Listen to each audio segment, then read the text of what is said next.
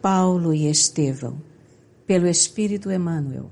Psicografia Francisco Cândido Xavier. Segunda parte. Capítulo 11. Parte 2. Agora, disse Ananias, impondo-lhe as mãos nos olhos apagados e num gesto amoroso, em nome do Salvador, peço a Deus para que vejas novamente. Se é do agrado de Jesus que isso aconteça, advertiu Paulo. Compungido. Ofereço meus olhos aos seus santos serviços para todo sempre.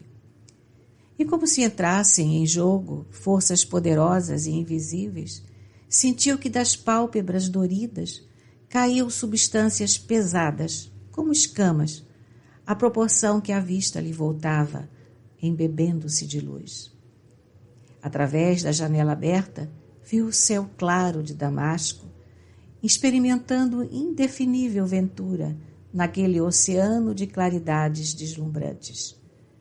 A aragem da manhã, como perfume do sol, vinha banhar-lhe a fronte, traduzindo para o seu coração uma bênção de Deus.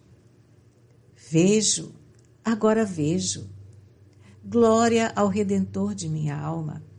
Exclamava, estendendo os braços num transporte de gratidão e de amor. Ananias também não se conteve mais.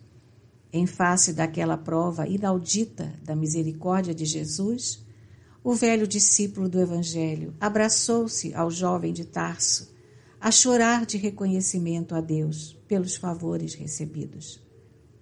Trêmulo de alegria, levantou-o em seus braços generosos, amparando-lhe a alma surpreendida e perturbada de júbilo. Irmão Saulo, disse pressuroso, este é o nosso grande dia. Abracemo-nos na memória sacrossanta do Mestre, que nos irmanou em seu grande amor. O convertido de Damasco não disse palavra. As lágrimas de gratidão sufocavam-no. Abraçando-se ao antigo pregador, num gesto expressivo e mudo, fê-lo como se houvesse encontrado o pai dedicado e amoroso da sua nova existência. Por momentos ficaram mudos, maravilhados com a intervenção divina, como dois irmãos muito queridos que se houvessem reconciliado sob as vistas de Deus. Saulo sentia-se agora fortalecido e ágil. No minuto, pareceu reaver todas as energias de sua vida. Voltando a si do contentamento divino que o felicitava, tomou a mão do velho discípulo e beijou-a com veneração. Ananias tinha os olhos rasos de pranto. Ele próprio não podia prever as alegrias infinitas que o esperavam na pensão singela da rua direita. Ressuscitaste-me para Jesus, exclamou jubiloso. Serei dele eternamente. Sua misericórdia suprirá minhas fraquezas. Compadecer-se-á de minhas feridas. Enviará auxílios à miséria de minha alma pecadora, para que a lama do meu espírito se converta em ouro do seu amor. Sim, somos do Cristo, ajuntou o generoso velhinho, com a alegria a transbordar dos olhos. E como se fosse de súbito transformado num menino ávido de ensinamentos, Saulo de Tarso, sentando-se junto do benfeitor amigo, rogou-lhe todos os informes a respeito do Cristo, dos seus postulados e atos imorredouros. Ananias contou-lhe tudo quanto sabia de Jesus, por intermédio dos apóstolos, depois da crucificação, a que ele também assistira em Jerusalém, na tarde trágica do Calvário. Esclareceu que era sapateiro em Emaús e tinha ido à Cidade Santa para as comemorações do templo, tendo acompanhado o drama pungente nas ruas regurgitantes do povo. Falou da compaixão que lhe causara o Messias, coroado de espinhos e apupado pela turba furiosa e inconsciente. Profunda emoção ao descrever a marcha penosa com a cruz, protegido por soldados impiedosos da fúria popular que vociferava o crime hediondo. Curioso pelo desenrolar dos acontecimentos, seguira o condenado até a morte. Da cruz ao martírio, Jesus lançara-lhe um olhar inesquecível. Para o seu espírito, aquele olhar traduzia um chamamento sagrado, que era indispensável compreender.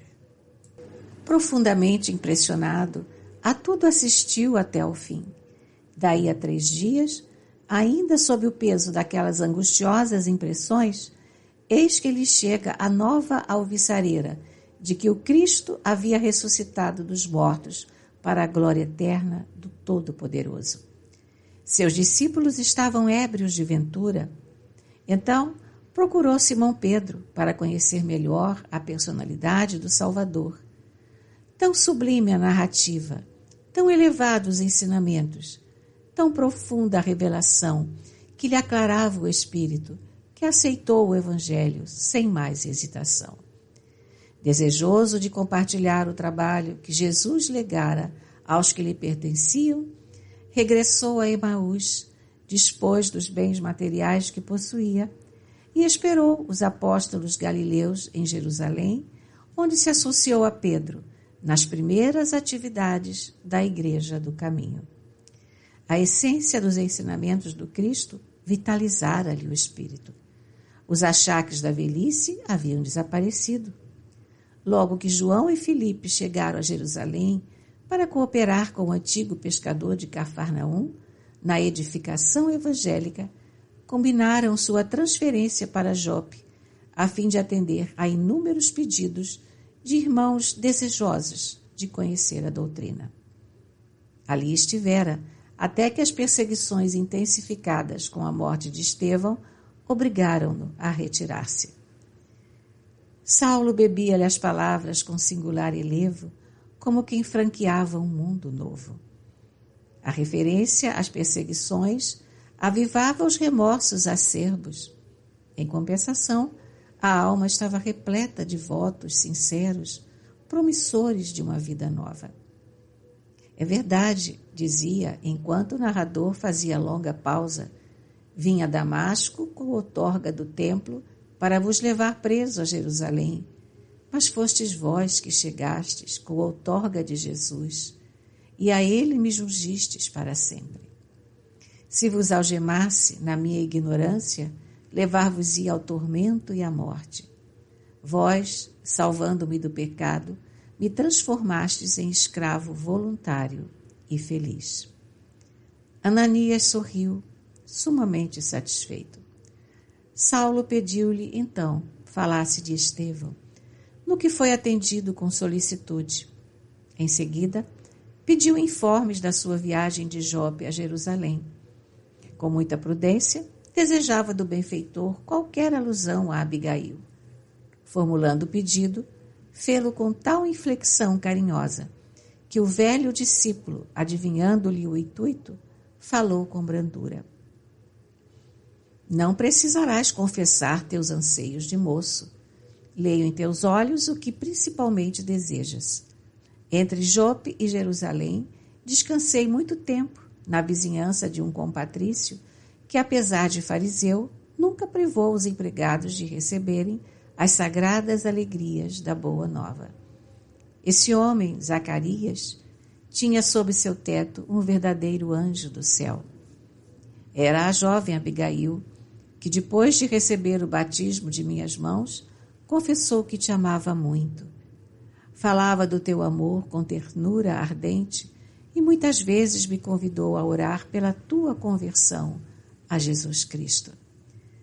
Saulo ouvia emocionado e, após ligeiro intervalo em que o amoroso velhinho parecia meditar, voltou a dizer como se falasse consigo. Sim, se ela ainda vivesse. Ananias recebeu a observação sem surpresa e acentuou. Desde que se aproximou de mim, notei que Abigail não ficaria muito tempo na terra. Suas cores esmaecidas, o brilho intenso dos olhos, falavam-me da sua condição de anjo exilado. mas devemos crer que ela viva no plano imortal. E quem sabe, talvez suas rogativas aos pés de Jesus hajam contribuído para que o Mestre te convocasse à luz do Evangelho, às portas de Damasco. O velho discípulo do caminho estava comovido. Recebendo aquelas carinhosas evocações, Saulo chorava. Compreendia, assim, que Abigail não poderia estar morta. A visão de Jesus redivivo bastava para dissipar-lhe todas as dúvidas.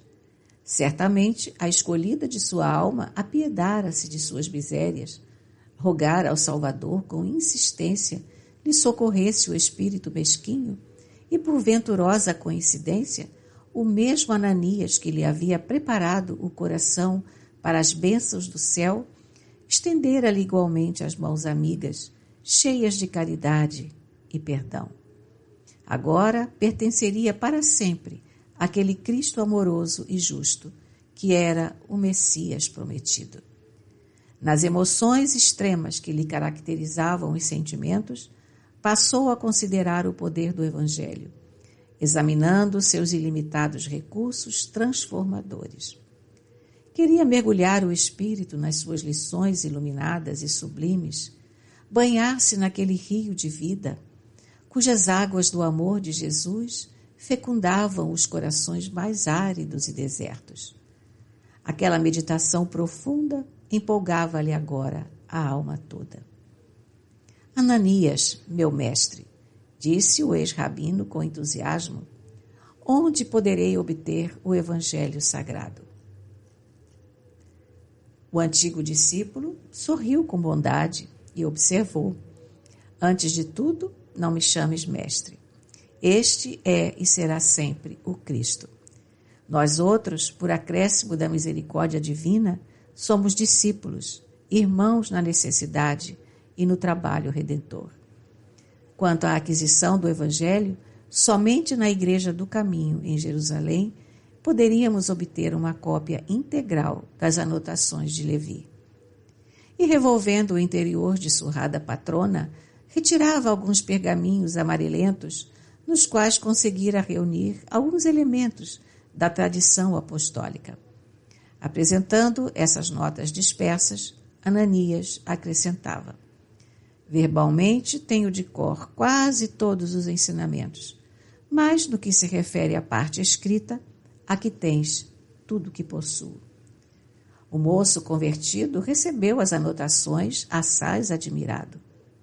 Debruçou-se imediatamente sobre os velhos rabiscos e devorava-os com indisfarçável interesse. Depois de refletir alguns minutos, acentuava: se possível, pedir-vos-ia deixar-me estes preciosos ensinamentos até amanhã. Empregarei o dia em copiá-los para meu uso particular. O estalajadeiro me comprará os pergaminhos necessários. E como que já iluminado daquele espírito missionário que lhe assinalou as menores ações, para o resto da sua vida, ponderava atento: precisamos estudar um meio de difundir a nova revelação com a maior amplitude possível. Jesus é um socorro do céu. Tardar na sua mensagem é delongar o desespero dos homens. Aliás, a palavra evangelho significa boas notícias. É indispensável espalhar essas notícias do plano mais elevado da vida.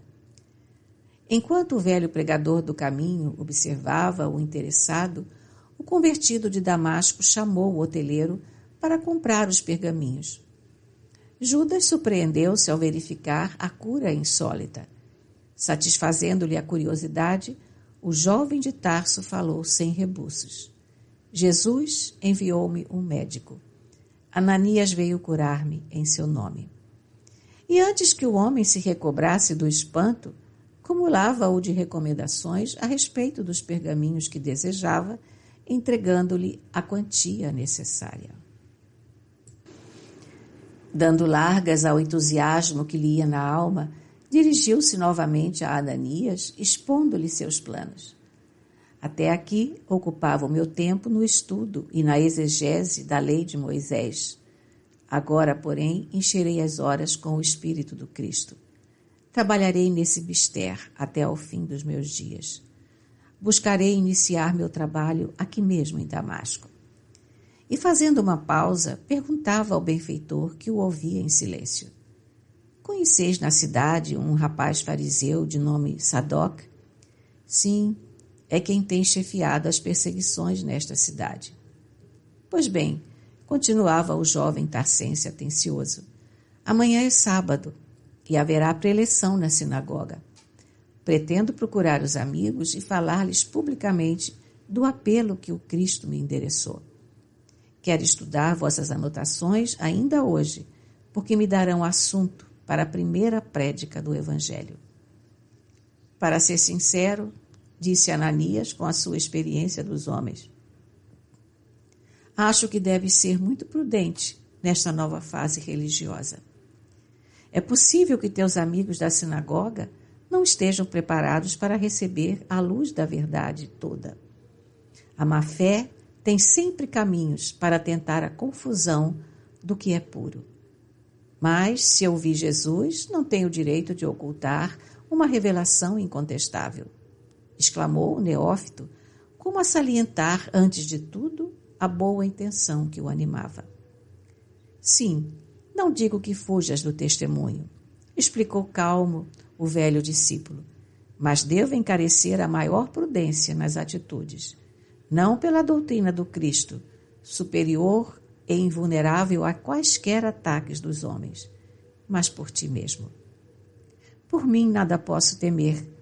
Se Jesus me restituiu a luz dos olhos, não deixará de iluminar meus caminhos. Quero comunicar a Sadoc a ocorrência que deu novos rumos ao meu destino. E o ensejo não poderia ser mais oportuno, porque sei que hospeda em sua casa, ainda agora, alguns levitas de renome, recém-chegados de Chipre. Que o Mestre te abençoe os bons propósitos, disse o velho, sorridente.